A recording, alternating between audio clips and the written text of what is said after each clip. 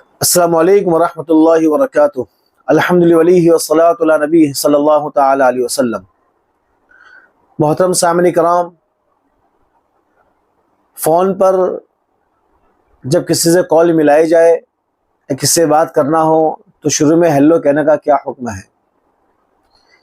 یہ مسئلہ اس لیے بیان کیا جا رہا ہے کہ واٹس ایپ پر اس طرح کی باتیں گردش کر رہی ہے کہ ہیل کے معنی جہنم ہے اور ہیلو کے معنی اے جہنمی شخص۔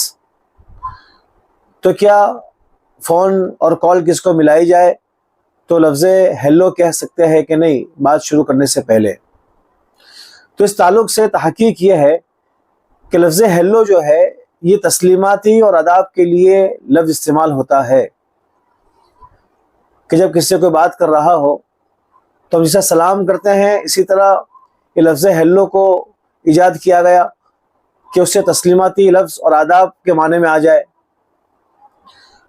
تو اس اعتبار سے یہ لفظ درست ہے اور ہیلو کہہ سکتے ہیں۔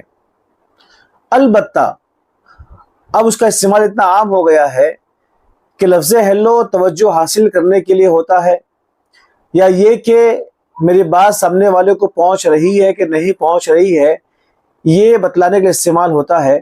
اسی لیے درمیان میں جب آواز کٹ ہو جاتی ہے، سامنے والے کی آواز نہیں آتی ہے یا ہماری آواز نہیں جاتی ہے تو وہ ہیلو ہیلو کرتا ہے یا ہم ہیلو ہیلو کرتے ہیں کہ بھائی میری آواز آپ کو سنائی دے رہی ہے، ہیلو میری آواز سنائی دے رہی ہے، ہلو ہلو آواز سنائی دے رہی ہے۔